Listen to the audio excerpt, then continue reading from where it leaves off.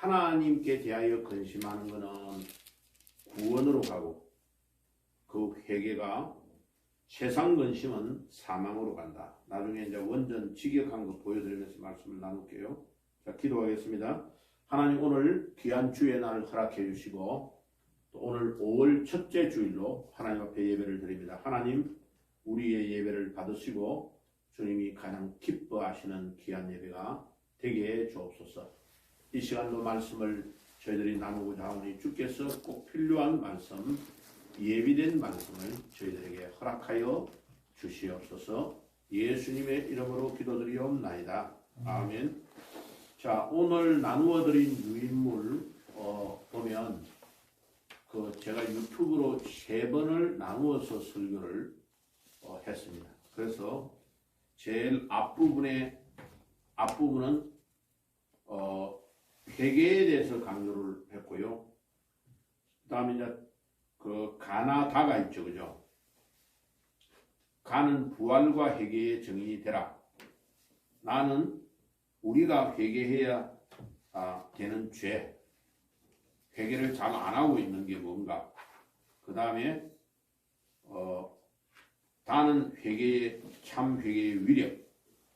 라는 오늘 제목에 나와 있는 사도행전을 생략한 교회 시대, 거기에 대해서 말씀을 드릴게요. 자, 그러니까 오늘은 3번 할 거를 바로 연달아서 말씀을 드리도록 할게요. 자, 그러면 말씀을 보세요.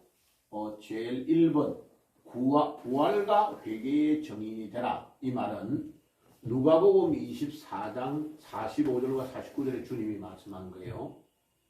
그런데 구약에도 예레미야 31장 34절과 이사야 2장 3절, 미가서 4장 1, 2절 다 나옵니다. 회개할 때에 하나님이 은총을 주신다는 말씀이 다 나와요. 자, 제가 이렇게 성경을 사야로 안 하고 이사야로 하는 새로운 성경을 할 때를 대비해 가지고 우리나라 성경의 약자 표기가 잘못되었기 때문에 그렇게 표기를 하고 있는 겁니다. 사라고 하면 안 되는 이유는 사가 사사기도 있고 사자로 시작하는 성경이 헷갈려 버려요. 그래서 항상 책의 약자는 첫 번째의 자음과 두 번째의 자음을 끌어와서 약자로 표시하게 되어 있어요.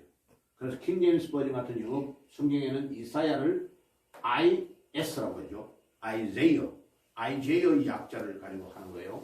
그래서 어떤 분이 이제 자기가 목사님 왜 사도행전인데 사시라고 디귿을 자꾸 넣어요 이래가지고 따지면서 문자 보내는 분이 있어요. 그런데 그거를 계속 내가 대답은 해줄 수 없는 거니까 성경 원전에 이제 직역을 해올 때에 처음에 성경 약자는 전 세계의 만국의 약속이, 학술적인 약속이 첫 번째의 글자와 뒤에 자음을 한다. 그 뒤에 자음이 또 똑같을 때는 세 번째 거를 끌어옵니다. 예레미야 하니까 네 할 때 리얼, 미 할 때 미.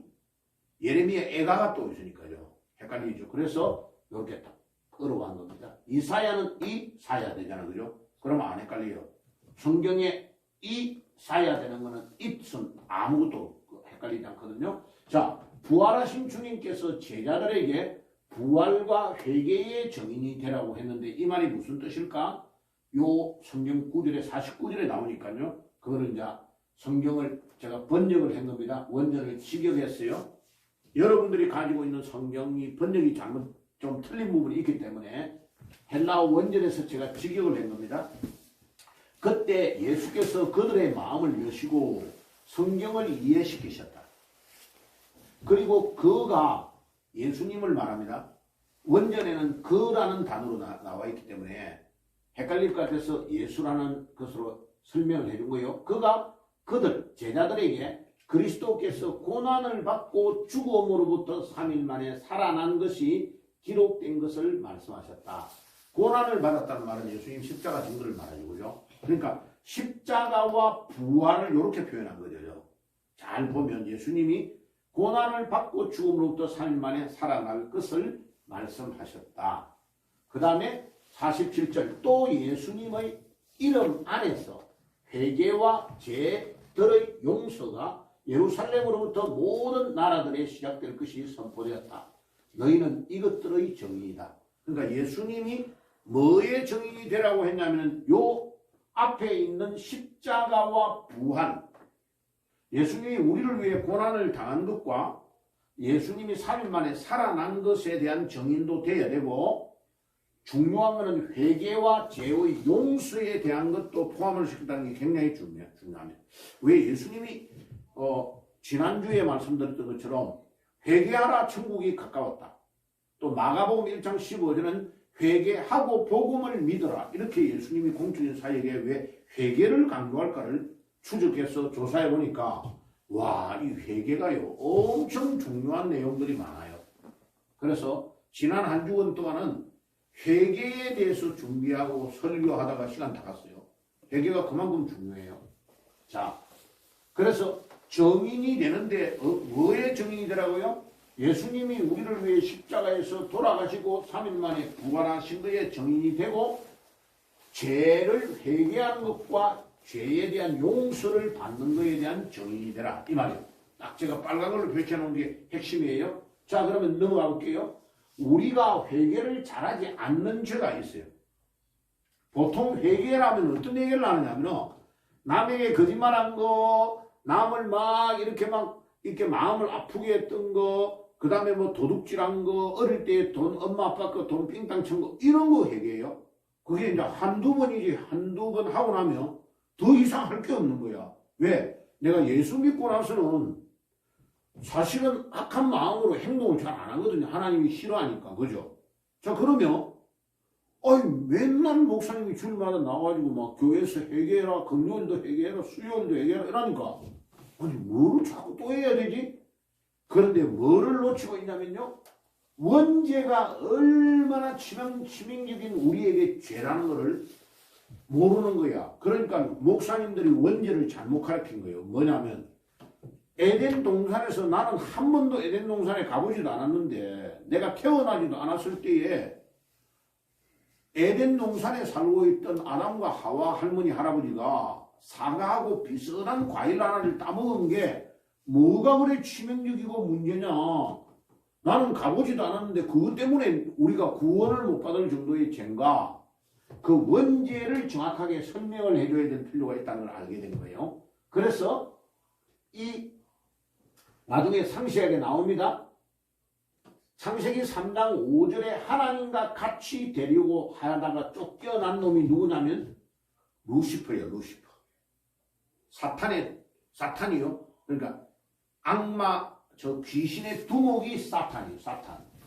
자, 사탄은 히브리어에서 사탄이라고 하고 그 헬라어도 사탄이라고 번역을 해요. 그대로.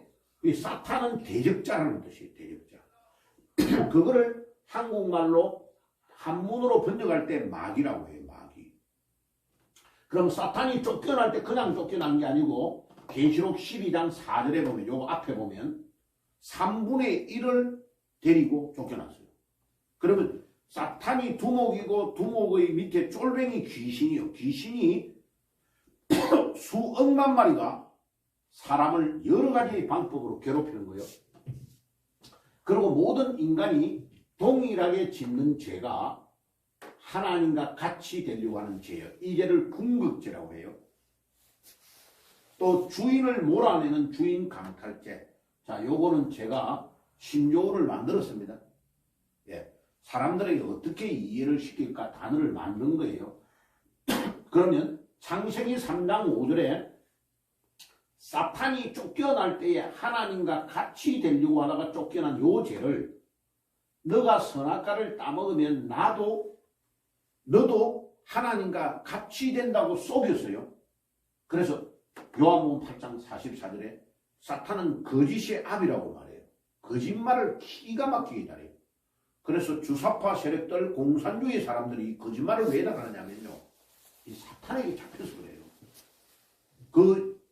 공산주의 이론 자체가 사탄에게 잡혀있는 이론이기 때문에 수단과 방법을 안 가지고 그들은 거짓말을 해요. 그거를 우리가 그 정체를 잘 알아야 됩니다. 지금 우리의 전쟁은, 우리 대한민국의 전쟁은 영적인 전쟁입니다. 사탄이 주사파를 가지고 덮어쓰고 온 민족을 미혹하고 속이는 거야.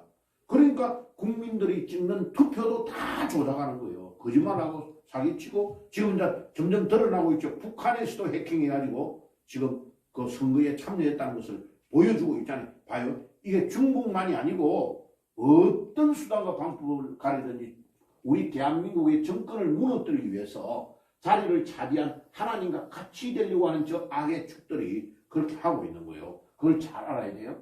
자, 그림으로 보여주는 것은 이 귀신들이 수억만 마리가 모양을 검은 걸로 막 뭐 주황색으로 막 빨간색으로 노란색으로 녹색으로 초록색으로 다 바뀌어 와도 그들의 정체는 사탄이 가장을 해가지고 천사와 같이 가장을 할 때가 있고 자기보다도 엄청 약하다고 보면 베드로전서 11장 8절에처럼 우는 사자와 같이 왕 달려들어서 삼킬자를 찾는다고 그랬어요.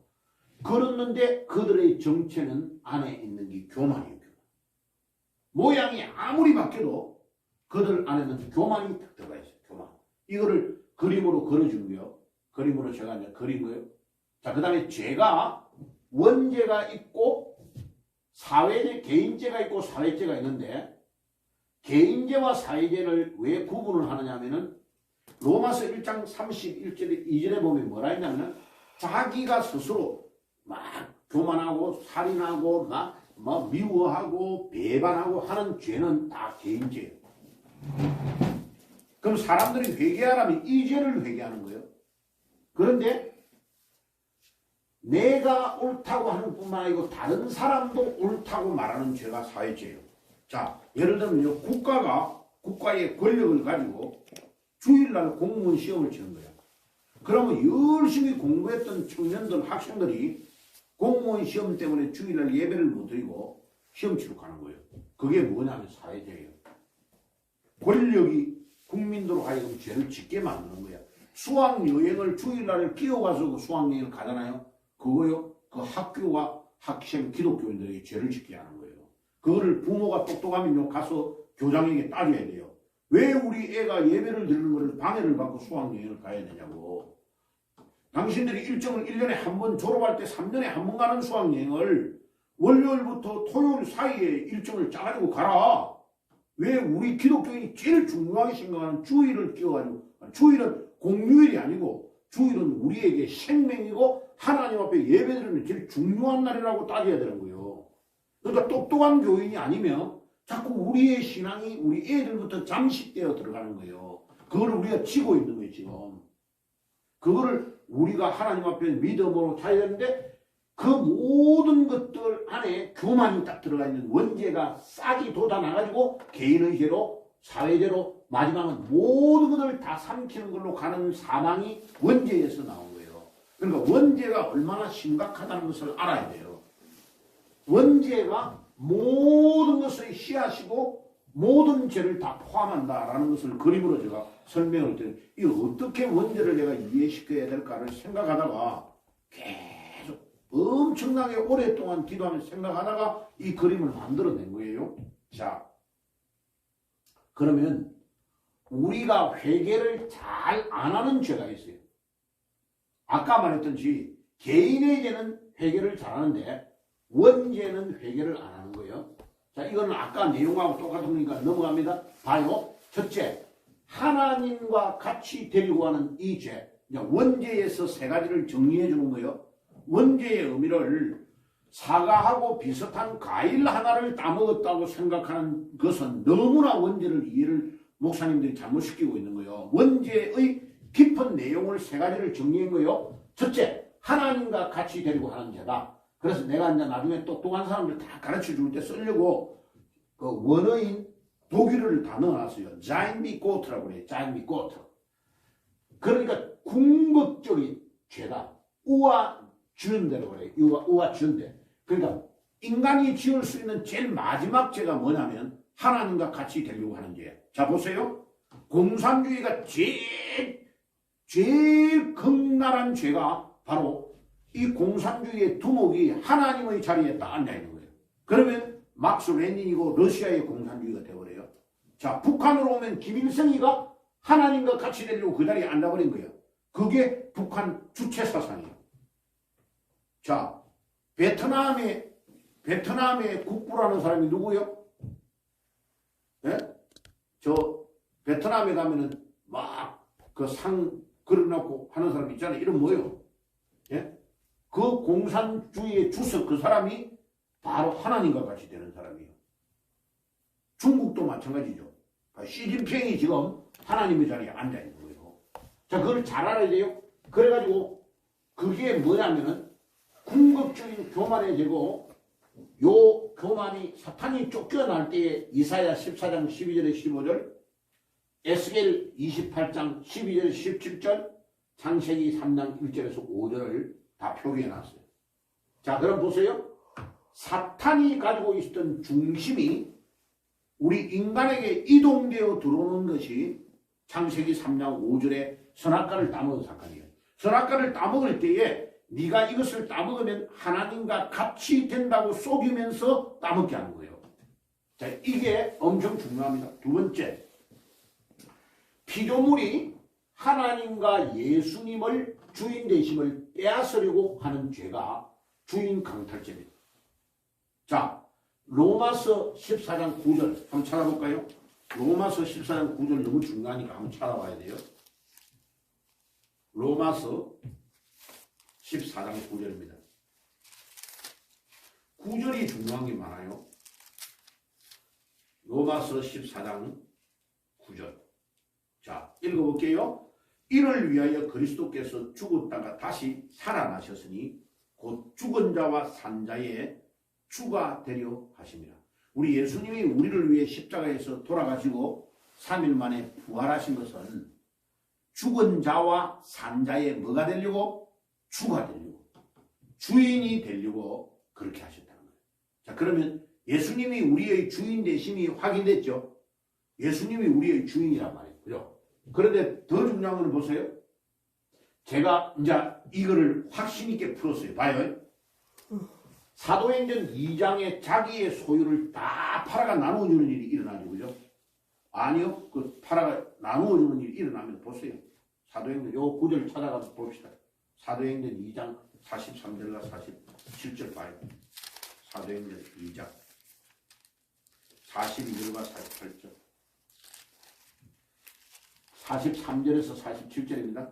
자, 사람마다 두려워하는데 사도들로 말미암아 기사와 표적이 많이 나타나 믿는 사람들이 다 함께해서 모든 물건을 서로 통용하고 또 재산과 소유를 팔아 각 사람의 필요를 따라 나누어주고 날마다 마음을 같이하며 성전에 모이기를 힘쓰고 집에서 떡을 떼며 기쁨과 순전한 마음으로 음식을 먹고 하나님을 찬미하며 또 온 백성의 징송을 받으니 주께서 구원받는 자를 날마다 더하게 하시니라. 자, 거기서 끝나지 않아요. 자, 봐요. 사도행전 4장에 가볼게요.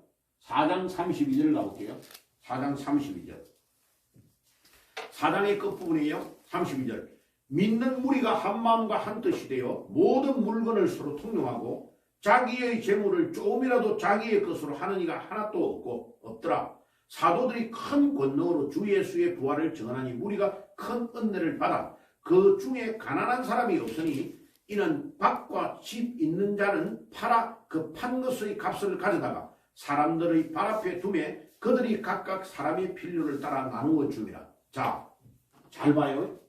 이 일이 어떻게 해서 일어났을까요? 저는요, 여기에서 해답을 찾았어요. 이 일이 너무나 자연스럽게 초대교회에 일어나는 이유가 있어요. 이유가 있다고. 왜 그러냐면요, 모든 만물의 주인이 주님이 되심을 이들이 알게 된 거예요. 부활하신 주님을 만나고 나서 깨달은 거예요, 이게. 자, 그럼 보세요. 그 밑에 구절들을 제가 적어놨어요. 여기는 안 나오는데요. 자, 그 밑에 구절들에 성경 구절을 제가 찾아놨어요. 뭐를 찾았냐면요. 여기에 가보세요. 거기에 제가 그 구절에 찾아낸 구절이 있어요. 자, 요 보세요. 여기에 창세기 1장 1절에 하나님이 말씀으로 천지를 창조해요. 요한복음 1장 1절에서 3절에 보면은 모든 만물이 말씀이신 그분을 통하여 창조되었다고 해요. 그럼 하나님이 말씀으로 창조했다는 창세기 1장 1절을 요한은 받아서 말씀이신 예수님이 태초에 하나님과 함께 계셨고 그분이 창조할 때 같이 가담을 해가지고 했다는 거예요. 요한의 말은. 자, 그러면 로마서 11장 36절 한번 찾아볼게요. 로마서 11장 36절. 굉장히 중요한 말을 하고 있어요. 로마서 11장 36절. 로마서 11장 36절은 뭐라냐면 이는 만물이 주에게서 나오고 주로 만미암고 주에게로 돌아갑니다. 그에게는 영광이 세세에 있을지어다. 아멘. 봐요. 모든 만물이 주님에게로 다 돌아가 버린대요. 자, 그리고 더 중요한 구절이 있습니다. 여기를 보세요.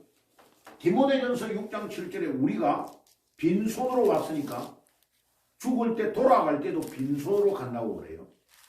그래서 제가 친절하게 한문으로 적었습니다. 공수래 공수거. 우리가 빈손으로 왔다가 빈손으로 돌아간다고. 그럼 보세요. 이 땅 위에 우리가 소유하는 모든 것들은 우리 것이 아니라는 결론이 딱 나오는 거예요. 이 결론이.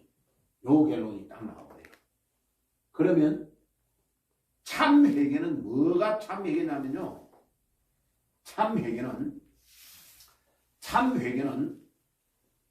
내가 아까 이야기했죠. 보세요. 여기로 올라갈게요. 하나님이 같이 되려고 하는 그딴의 교만의 죄를 회개해야 되고, 첫째. 자, 요 교만을 우리에게 적용해 볼게요. 목사님들이 엄청나게 많이 범하는 죄가 이 죄예요. 교회를 개척해가지고 교회가 엄청 커졌어요. 그러면 어느 날 갑자기 이분이요 하나님의 자리에 올라갔다 했어요. 그래가지고 마치 하나님이 된 것처럼 행세해요. 지금 내가 이름은 안 밝히지만 그런 사람이 한국교회에 꽤 있어요. 자, 이거요 그 목사가 지금 하나님과 같이 되려고 하는 이 엄청난 교만의 일을 하고 있는 거예요. 이게 이단으로 가는 사람들의 특징이에요. 이단. 자, 정명석, 이만희, 문선명, 박태선 이런 사람들 봐요. 처음에 박태선이 같은 경우는 굉장히 장로로서 견실하게 믿음 생활을 했던 사람이에요. 근데 어느 날 갑자기 이렇게 돼버려요. 그러다가 나중에 이단으로 야, 그 본부인이요 산으로 애 데리고 도망다니면서 30년 만에 내가 그분을 직접 만났어요. 자기 본부인 부산에서 만났어요. 그게 봐요. 다 뭐냐? 하나님과 같이 되려고 하는 죄예요, 이게. 하나님과 같이. 이게 우리 모두에게 나를 포함하여 모든 사람에게 다 적용되는 죄야. 이 죄가요. 조금만 잘못하면 하나님의 자리에 올라타는 거예요. 그래, 가정에서 가족들을 데리고 가장이 이 죄를 범할 때가 많아요. 가부장적으로 행동하는 사람이 있잖아요. 제가 지금 이 설교를 왜 하느냐면 이게 너무나 에덴 동산에서 사탄이 뿌려놓은 이 죄악의 씨앗이 선악과 하나를 가위를 따먹는 게 아니고 하나님과 같이 되려고 하는 이 교만의 씨앗을 넣어준 것이 모든 인류에게 뿌리가 다 내려가 있고 그래서 원죄 때문에 다 죽는 거예요. 원죄 때문에 우리에게 죽음이 와버린 거예요. 그래서 어거스틴이 말한 거 우리는 전적으로 부패하고 타락했다. 그래서 에베소서 2장 1절에 허물과 죄로 죽었던 너희는 완료형입니다. 좀 있다가 죽을 거라는 미래형도 아니고 지금 죽고 있다는 진행형도 아니에요. 완료. 이미 우리는 축사망이에요. 우리는 하나님이 우리를 건져주시지 않았으면 우리는 구원받을 만한 자격 자체가 없는 거예요. 이게 이 죄 때문에. 이게 어린아이도 마찬가지입니다. 어린아이 딱 기르다 보면요. 형제가 둘이가 있는데 지가 딱 잘못을 깨놓고 절대 지가 안 했다고 그래요. 어릴 때 그래요. 그럼 봐요. 우리 안에 그 죄악성이 들어가 있다는 거예요. 이게 원죄. 이게 엄청나게 큰 문제예요. 자, 두 번째 보세요. 아까 요거 때문에 뒤로 갔다가 왔어요. 자, 피조물이 하나님이 예수님이 주인이라는 건데 로마서 14장 9절에 말하고 있잖아요. 하나님이 주인이라는 건 창조주니까 당연히 주인이고 맞죠? 그러면 예수님이 주인이란 말은 예수님이 우리의 죄를 위해 십자가에 피 흘리고 돌아가시고 3일 만에 부활하셔서 산자와 죽은 자의 주가 되기 위하여 그랬다 하잖아요. 그럼 로마서 10장 9절은 뭐라냐? 우리가 구원받는 조건이 예수님 우리 위해 십자가에 돌아가시고 3일 만에 부활하신 것을 믿는 것과 예수님이 우리의 주라는 것을 입으로 시인하면 구원을 얻는다 그랬죠. 봐요. 예수님이 나의 주인이라는 걸 인정 안 하면 구원 못 받는 거죠. 구원 못 받는 거죠. 자, 그러면 초대교회가 어떻게 이런 일을 계속 반복하고 놀라운 부흥의 운동이 일어났을까? 자기의 소유를 2000년 전에 자기 거를 귀하다고 생각하는 사람이 어디 있겠어요? 자기 논밭을 다 팔아가지고 나누어 준다는 게 그게 한 명이 아니고 전 교회적으로 수만 명이 한다? 그거 있을 수 없는 일이에요. 있을 수 없는 일을 하고 있는 이유는 아까 이야기했잖아요. 그 성경 구절 이야기한 거 창세기 1장 1절 그 다음에 성경 구절들 다 이야기한 그 구절들에서 나오는 것을 이들이 깨달은 거예요. 아하, 나무에 매달려가 죽었던 그 예수가 나의 모든 주인이시구나. 그러면 내가 죽을 때에도 디모데전서 6장 7절에 아무것도 안 가져가니까 내가 소유하고 있는 모든 것이 내게 아니구나. 주님 것이구나. 하는 것을 이들이 깨닫고 내려놓는 주인에게 모든 걸 돌려주는 행위가 사도행전 2장과 4장에서 나타나는 자연스러운 역사다 하는 것을 알 수 있는 거예요. 자, 세 번째는요. 불신앙의 죄입니다. 불신앙의 죄. 자, 여기에서 말하는 불신앙 요한복음 16장 9절이에요. 한번 찾아볼게요. 여기 적혀있죠. 봐요. 요한복음 16장 9절에 이제 8절에 뭐라고 하고 있냐면은 성령이 여기 너희들에게 오면 성령이 책망할 것이다. 죄에 대하여 책망할 건데 봐요. 죄에 대하여라 하면 죄를 책망할 거라고 말해요. 8절에. 그러면 죄에 대하여라 관하여라 하면 그들이 나를 믿지 아니하기 때문이다. 자, 이때에 믿지 아니한다는 말은 잘못 들으면 불신자가 하나님을 안 믿는 것과 같다고 생각하는데 그 의미로 말하는 게 아니에요. 이 말은 교회를 다니는 예수님의 제자들이 예수님을 안 믿는 거야. 자꾸. 그거를 혼내는 거야. 예수님께서. 자, 그럼 보세요. 예수님께서 혼낸 게 여러 가지. 요거 불신자가 안 믿는 거는 당연히 안 믿는 거에 대해서 책망을 받는 거는 포함되는 거예요. 그 포함이 안 된다는 말은 아니에요. 자, 그러면 그 밑에 명목상 교회. 교회는 다녀. 성경 찬송가는 들고 다녀요. 그런데 성경 찬송은 들고 다니는데 결정적으로 중요한 것은 예수님이 나의 주인이시고 예수님이 구주가 되시고 예수님이 성자 하나님이시라는 걸 안 믿는 거예요. 사실은. 어떤 상태냐면요. 예수님의 제자들이 부활하시기 전에 십자가에 못 박힐 때 다 도망간 현상과 똑같아요. 자, 그러면 마가복음 16장 11절 한번 찾아볼게요. 요 구절 아주 중요하니까 요 두 구절 한번 찾아볼게요. 마가복음 16장 한번 찾아볼게요. 굉장히 중요합니다. 자, 마가복음 16장. 이 마가가 이거를 안 놓치고 딱 적고 있어요. 16장 끝부분에 11절. 그들은 예수께서 살아나셨다는 것과 마리아에게 보이셨다는 것을 듣고도 뭐 하지 않았더라? 믿지 않았더라. 마리아가 예수님의 무덤에 가가지고 예수님이 부활하셔 마리아야 하고 살아난 걸 봤단 말이에요. 그래가지고 마리아가 빨리 뛰어와가지고 내가 주님을 만났어. 부활하신 주님을. 그런데 제자들은 그 말을 믿지 않았다. 예수님이 부활할 것을 5번 이상 예고해 줬어요. 순환 예고를. 그리고 갈릴리에 살아나가지고 먼저 갈 거라는 걸 4번 이상 예고해 줬어요. 그런데도 제자들은 아직도 예수님이 살아난 것을 믿지 않는 거예요. 그럼 이 상태는 어떤 상태예요? 예수님을 제자들이 이해하는 정도가 어느 정도냐면 예수님은 우리 민족 유대인들을 로마에서 속국에서 해방해 줄 줄을 알고 우리가 위대한 분이라고 알고 따라갔는데 이분이 그냥 나무에 매달려 죽어버렸어. 끝. 이제는 희망이 없어. 이렇게 생각하고 있는 상태였어요. 그 다음에 16장 13절을 보세요. 13절. 두 사람이 가서 남은 제자들에게 알리었으되 역시 믿지 아니하니라. 가가지고 이야기해 줬는데도 예수님을 역시 믿지 않은 거예요.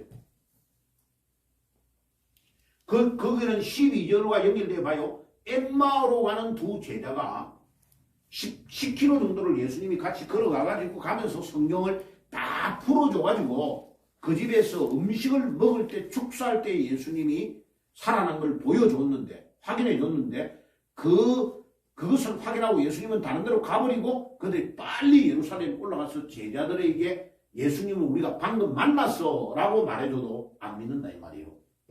자, 요 안 믿는다 말의 의미가 알겠죠? 자, 그럼 보세요. 예수께서 부활하셔가지고 이제 제자들에게 대놓고 책망을 합니다. 누가복음 24장을 가봐요. 누가복음 24장 38절. 누가복음 제일 끝부분에 가봐요. 예수님이 엠마오로 가는 두 제자를 만나고 나서 이제 제자들이 그 엠마오의 두 제자가 빨리 올라가서 예루살렘에 이야기하고 그들이 안 믿으니까 예수님이 11명이 있는데 딱 나타나셨어요. 나타나셔가지고 38절에 자 보세요. 누가복음 24장 38절. 예수께서 이르시되 어찌하여 두려워하며 어찌하여 마음에 의심이 일어나느냐. 어떻게 의심을 하며 이야기하고 나를 만났던 사람의 말을 믿지 아니하고 의심하느냐. 안 믿는 거죠. 안 믿는 거죠. 자, 요게 점이 안 찍혔네요. 요한복음 20장 19절에서 29절. 자, 요한복음으로 가볼게요. 이제 도마, 의심 많은 도마에게 주님이 11명의 제자가 다 모여있는데 예수님이 나타나셨어요. 그 전날 주일은 10명만, 도마는 도망가 버리고 10명만 있는 데서 나타났다가 이제 24절에 보세요. 요한복음 20장 24절. 앞부분은 도마 없는 10명에만 나타났고 24절에 12 제자 중에 하나로서 디두모로 하는 도마는 예수께서 오셨을 때에 함께 있지 아니한지라. 다른 제자들이 그에게 이르되 우리가 주를 보았다니. 도마가 이르되 내가 그의 손의 못자국을 보며 손가락을 그 못자국에 넣으며 내 손을 그 옆구리에 넣어보지 않고는 믿지 아니하겠노라. 이렇게 이야기하니까 주님께서 도마가 있는 거기에서 나타나셔가지고 말합니다.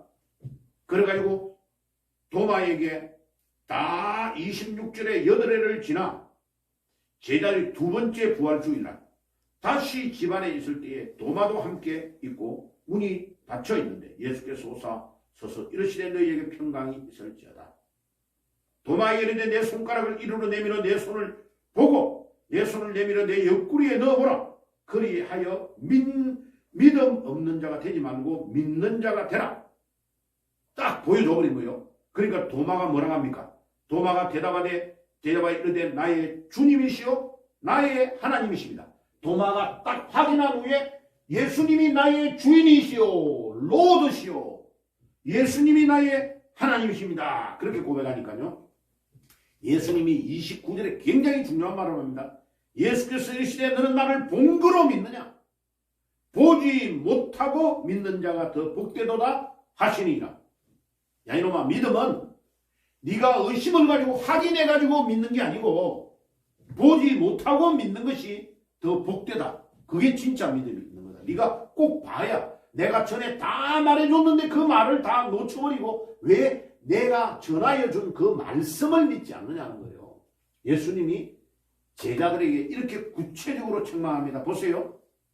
자, 한국교회와 세계교회의 제일 문제가 뭐냐면 바로 이 예수님의 제자들과 똑같이 살아났는데도 안 믿는 거예요. 그러니까 2000년 전에 예수님이 직접 보여주는데도 도마 같은 사람이 있는데 지금은 어떻게 하냐고요. 과학적으로 자기의 이론과 어저께 내가 모 목사를 만났는데 1시간을 이야기하는데 뭐라 하냐면 하나님이 예정을 했는데 아무리 예정해도 우리 인간이 거부하면 구원을 못 받는데 내가 딱 그래서 내가 하도 참다가 하니까 당신 이야기하는 그 이론이 이단 이론이라고. 제발 공부 좀 하라고. 수천 년 동안 기독교가 내려온 교리사에 적혀있다고. 그래서 그런 이단이 펠레기우스 뭐 온갖 이단이 나타나가지고요. 다 이단으로 전개된 거야. 당신 머리가 좋은 게 아니라고. 자, 우리 인간이 얼마만큼 다, 이제 내가 요번 주일날 할 수 없이 예정설을 이야기해 줘야 될 것 같아. 다음 주 한 주간은 예정설에 대한 설교를 해줘야 되겠다는 생각이 굉장히 많아요. 자, 예정이라는 말이 이 사람이 뭐를 착각하냐면 감리교와 순복음 같은 데서 성결교 세계의 우리나라를 말하면 왜 예정을 이해를 잘못하는 예정은요. 에덴 동산에서 에덴 동산에서 인간이 하나님과 같이 하는 죄를 짓고 인간이 타락해가지고 타락할 때에 모든 인류는 죽사망이야. 하나님을 이미 떠나버린 거예요. 죽어버린 거예요. 자, 그럼 봐요. 예정이란 말은 건강하고 양심의 문제가 없는 사람을 너는 구원 못 받았고 너는 구원 받았다고 이렇게 정리한 게 아니에요. 예정이라는 의미가 뭐냐면 모든 자가 하나님을 떠나가지고 에스겔 해골대가 있는 37장의 에스겔 해골 골짜기로 갔는데 하나님이 하나하나 해골대를 픽해가지고 요거는 살려주고 요거는 안 살려주고라는 것을 택했다는 말이에요. 그런 말이에요. 예정이란 말은 픽이 돼가지고 살아난 것은 하나님의 은혜예요. 됐죠? 안 살아나고 해골대 그대로 있는 것은 하나님의 책임이 하는 책임 아니에요. 하나님 책임 아니에요. 원죄로 다 죽었기 때문에 다 죽은 그거를 유기라는 용어를 써요. 유기. 이쪽에 택하여 구원을 은혜로 받은 사람은 하나님의 은혜로 생명을 얻어가지고 구원을 받은 거고 해골대로 그대로 방치된 죽은 거는 아무리 살려둬도 요놈은 안 되기 때문에 하나님이 그냥 둬버렸다는 말이에요. 그걸 유기라는 단어, 시체를 유기한다는 말 있죠. 그 유기라는 단어를 쓰는 거예요. 그러니까 이 감리교와 이런 이단의 교리를 가지고 있는 사람이 뭐를 착각하냐면요. 우리가 멀쩡하게 걸어 다니니까 내가 선택해가지고 하나님을 믿을 수 있어. 이란 아니요. 원죄로 타락한 인간은 가만히 두면요. 모든 우리의 자유의지의 결정은 지옥으로 가는 자유의지를 결정해요. 인간이 얼마만큼 교활하고 타락되어 있다는 걸 모르는 거예요. 그러니까 아타나시우스라는 사람하고 그 다음에 이제 내려왔어요. 그 다음에 어거스틴이 아니야. 내가 어머니가 매일마다 모니카가 눈물을 흘리고 할 때 내가 14세에 타락해가지고 아기를 낳고 이랬는데 내가 구원을 받고 보니까 전적인 타락이에요. 하나님의 은혜의 빛이 아니었으면 나는 구원을 받을 조차 내가 어디로 가야 되는지 자체를 몰랐다고 나는. 그러니까 전적 부패와 타락을 말하는 거지 조금 기절해가 살아났다는 정도로 말하는 거 아니에요. 그러니까 이 사람들은 뭘 몰라요. 이 에덴 동산에서의 범죄는요 엄청난 범죄입니다. 에덴 동산에서의 범죄는. 자, 그래서 여기에서 우리가 알아야 되는 것은 하나님께서 세 종류의 사람, 불신자.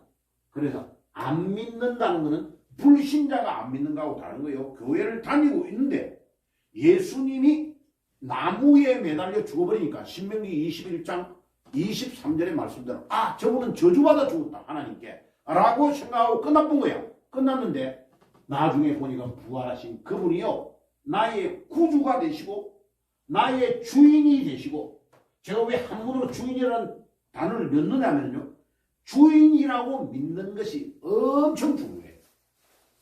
이 예수님을 나의 주인으로 믿을 때 봐요 내가 가지고 있는 모든 소유도 내 것은 아니라는 걸 인정하고 가는 거예요. 근데 내 것을 내 것이라고 소유하고 발발발 떠는 것 자체가 벌써 불신앙이에요. 하나님 앞에. 우리 기독교는 절에 있는 선임보다 훨씬 더 중요한 우리가 교훈을 얻어야 하는데 내가 여기에서 말했잖아요. 공술의 공수라는 단어를 왜 이렇게 써놨느냐면 그 단어가 너무나 중요한 거요. 이 우리가 구원에 대한 이 모든 것들을 정확하게 못 깨달으면 제가 그래서 이 원죄에 대한 것을 내가 굉장히 잘 준비를 하면서 노력을 하니까요. 이게 사람들이 이해를 못하는 모든 것들이 다 풀렸어요. 그러니까 이 사도행전에서 나오는 그들이 2000년 전에 아무리 2000년 전이지만은 2000년 전에 사람들이 자기의 소유를 다 팔아가지고 자기 거를 나눠준다? 이게 있을 수 있을까? 이게 가능할까? 아니요. 죄 있는 인간은요, 자기 거를 너무나 중요하게 생각하기 때문에 절대로 이 행위를 못해요. 그런데 하나님과 예수님이 나의 주인 되시고 주인 되기 위하여 예수님이 십자가에서 부활하셨다고 하면 주님이 나의 모든 주인이시다 하는 것을 딱 알게 되버리면 모든 것들을 내려놓는 믿음이 딱 오게 되는 거죠. 자, 그러면 하나님이 그냥 하느냐? 아니에요. 우리에게 그것 때문에 계속 놀라운 축복을 주시는 하나님이시죠. 자, 그래서 원죄를 정리를 해볼게요. 세 가지의 의미가 있다. 하나님과 같이 되려고 하는 궁극의 교만의 죄다. 그 다음에 두 번째는 하나님과 예수님이 우리의 주인이시라는 걸 고백하는 거예요. 세 번째는 불신앙의 죄. 그분이 우리의 주 되시고 성자 하나님이심을 믿는 것, 그것을 말하는 거예요. 자, 그러고 나니까 봐요. 자, 놀라운 일이 일어납니다. 진짜 신자는 이거를 다 깨닫는 거죠. 예수님이 나의 주인 되시고 그리스도이심을 믿고 매일마다 회개하고 성령의 임재를 체험하고 구원의 감격으로 사는 거죠. 내 힘으로 사는 게 아니고 주님이 주시는 그 힘으로 기쁨으로 막 사니까요. 자, 사업을 하다가 어려움이 와도 이 구원의 감격에 있는 사람은 주님이 뜻이 있어서 나에게 이거를 어려움을 주시는구나. 내가 엎드리고 하나님께 나아가면 하나님이 기회를 주시고 문을 열어주실 줄 믿습니다 하고 또 나아가는 거예요. 그러니까 예수 안 믿는 사람은요, 이런 어려움이 오면 그만 자살해 죽어버리는 거예요. 아니거든요. 우리 예수 믿는 사람은 거기서 차이가 나는 거예요. 자, 참 회개의 위력은 뭐냐? 오늘 읽었던 성경 구절이요. 가짜 회개는 율법적인 회개예요. 자, 이런 거요. 막 정죄하는 거예요. 네가 이거 잘못했잖아. 이거 잘못. 그러면요, 엄청 스트레스 받습니다.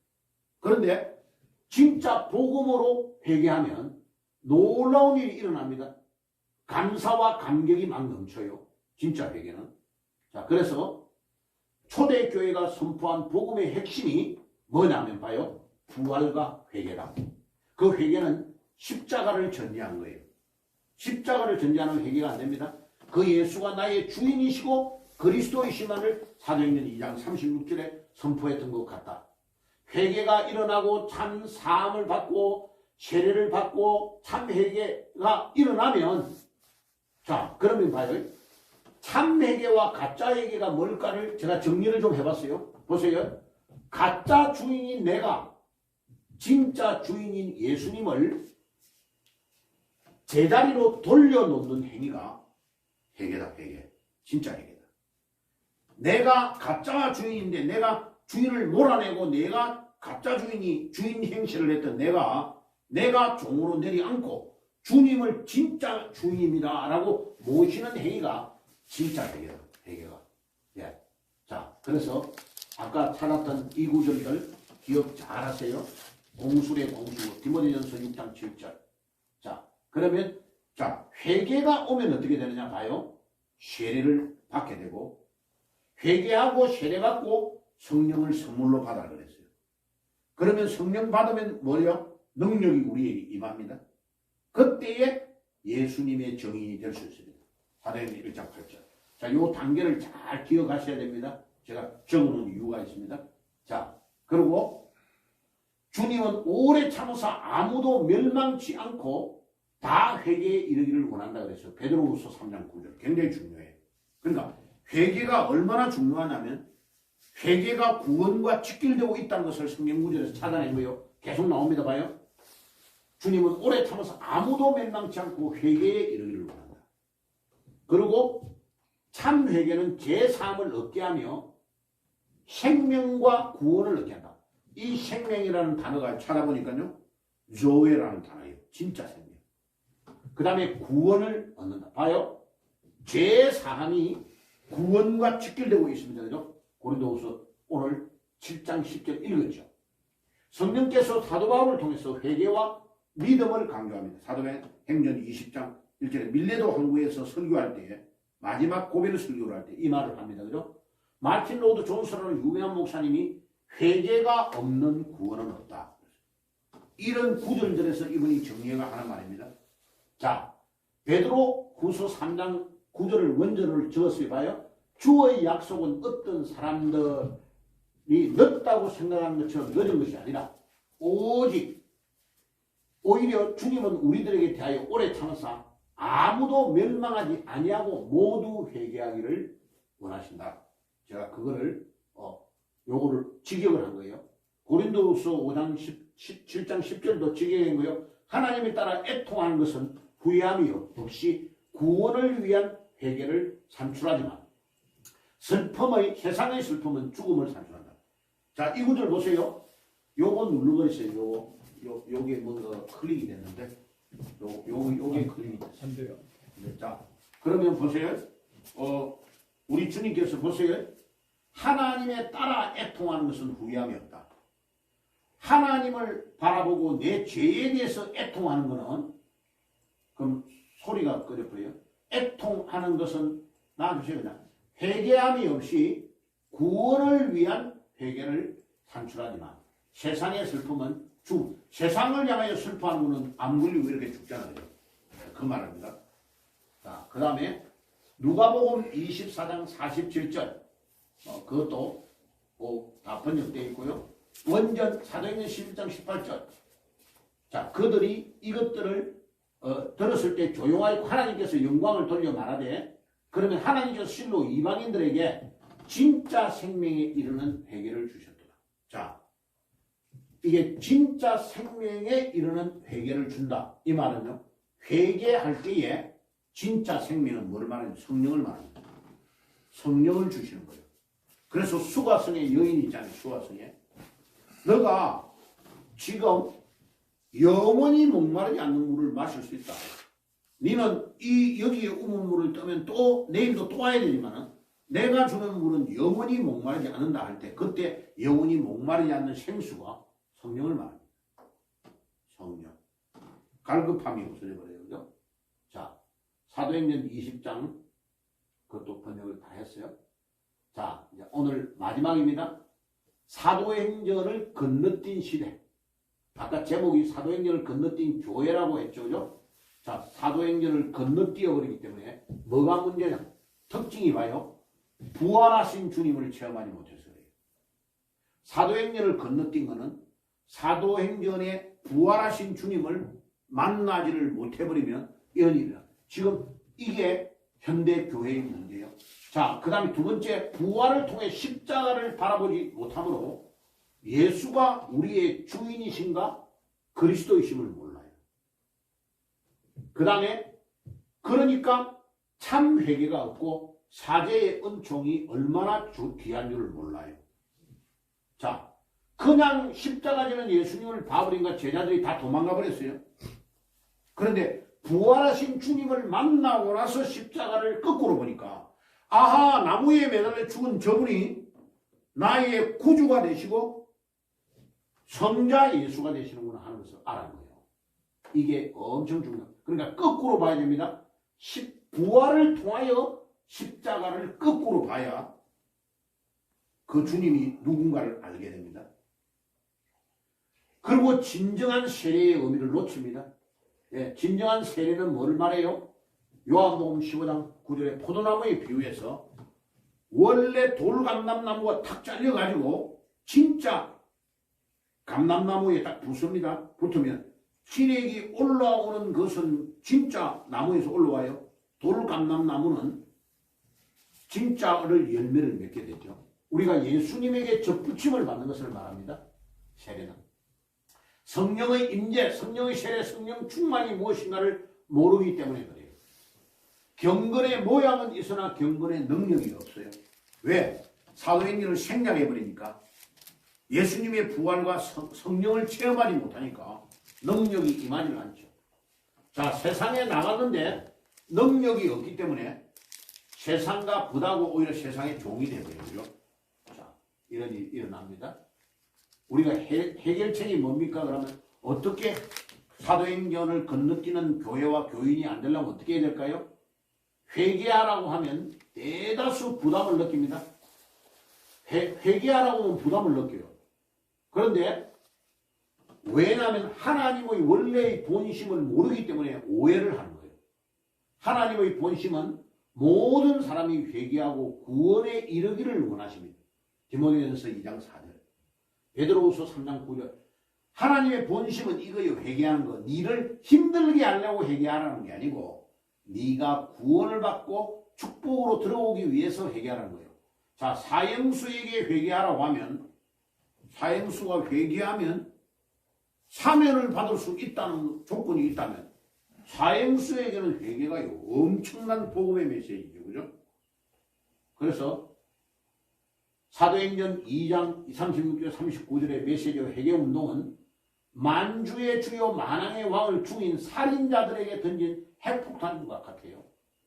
그래서 그거를 딱 던지니까 너희들이 십자가에 못 박은 이 예수를 하나님이 살리셨고 주와 그리스도가 되게 했다고 36절에 딱 선포하니까 37절에 뭐라고 합니까? 형제들아 우리가 어찌할꼬? 라는 회개가 일어났어요. 그죠? 이 회개 운동이 지금 현대교회에 일어나야 되는 거죠. 자, 마지막으로요. 이 모든 거. 저 전도하러 가보면요. 제일 중요한 게 뭐냐면요. 제일 전도하러 가보면 병동 중에 종합병원에요. 저 종로에 있는 서울대병원에 가보면 7동이 암센터입니다. 암센터에 들어가서 복음을 전하면요. 전도 아주 안 돼요. 죽음을 딱 눈앞에 두고 있거든요. 이 사람들은요. 그러니까 막다른 골목에 도달된 사람은 복음을 전해야 돼요. 그런데 정형외과에 있는데 다리 부러지고 이런 사람들은요. 쌩쌩쌩쌩 안 받아줘요. 그러니까 병원에 들어가서 전도를 딱 해보면요. 죽음이 임박한 사람은 메시지를 들어요. 그러니까 우리가 내가 금방 안 죽고 좀 살아있다고 생각하는 여유를 가지고 있기 때문에 배짱을 튕기면서 복음을 안 받아들이는 거예요. 그래서 오늘 이 말씀은 참 회개가 엄청 중요하다. 그러면 회개를 내 개인의 죄를 회개하는 것은 당연히 해야 되는데 그거보다 더 심각한 게 원죄의 세 가지를 회개하는 겁니다. 하나님과 같이 되려고 하는 교만의 죄. 그러니까 내 안에서 그래서 바울이 고린도전서 15장 31절에 나는 날마다 죽노라라고 고백했던 고백이 이해가 가는 거죠. 왜 내가 매일 죽어야 되지? 내 안에서 하나님과 같이 되려고 하는 이 교만의 죄가 자꾸 올라오니까 나를 계속 죽이지 않으면 안 된다는 것을 바울이 매일 고백하고 있는 거죠. 이 고백. 두 번째는 내가 내 안에 주인이 돼가지고 하는 이 주인 행세를 하는 이 교만의 죄가 주님이 나의 주인이십니다. 나는 주님의 종입니다. 하고 섬기며 모든 것들을 내려놓는 것이 이것이요. 굉장히 중요합니다. 마지막은 교회는 성경 찬송가를 들고 다니는데 십자가에 못 박혀가지고 예수님 살아나기 전까지의 예수님의 제자들의 상태와 같이 예수님을 불신하는 거예요. 완벽하게 안 믿는 이 죄가요. 엄청 큰 죄예요. 이 죄를 회개하는 게 내가 도둑질하고 거짓말하고 사기치는 건 우리 예수 믿는 사람 거의 안 하잖아요. 매일요.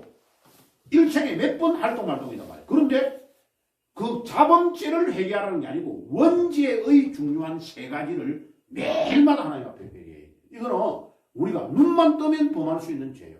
내 마음으로도 그 죄를 지을 수 있어요. 그렇죠? 그 죄를 회개하는 축복이 있기를 바랍니다. 아멘. 기도하겠습니다. 하나님 우리 아버지 감사합니다. 오늘도 부활과 회개의 정인이라고 하신 주님, 회개가 얼마나 중요한지를 우리에게 깨닫게 해주시고 특별히 사도행전을 건너뛴 교회, 건너뛴 이 시대, 하나님 이 시대의 모든 안 좋은 조류가 교회 안으로 다 흘러 들어왔어.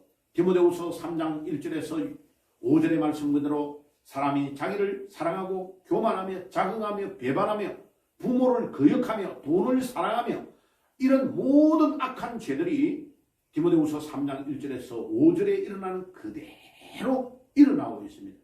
그런데 우리가 어떻게 해야 됐습니까?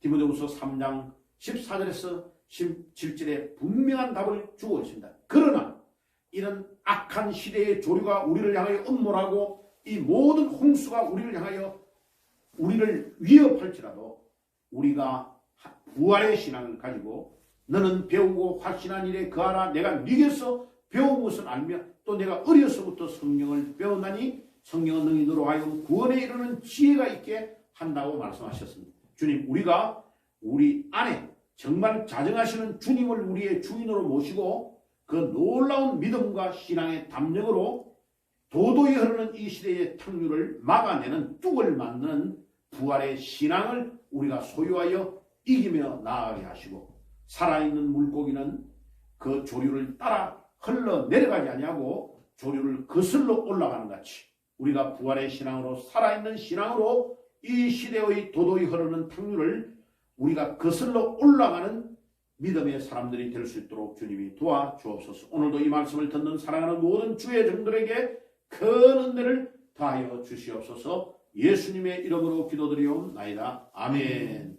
지금은 우리 주 예수 그리스도의 은혜와 하나님 우리 아버지의 사랑하심과 성령님의 교통하심이 부활의 신앙으로 십자가를 바라보고 그 십자가에서 돌아가신 주님이 진정으로 나의 주인이 되시고 나의 구주가 되시며 그분이 그리스도이심을 믿고 승리하기를 소원하는 모든 주의 백성들 머리 위에 지금부터 영원까지 항상 함께 계실지어다. 아멘.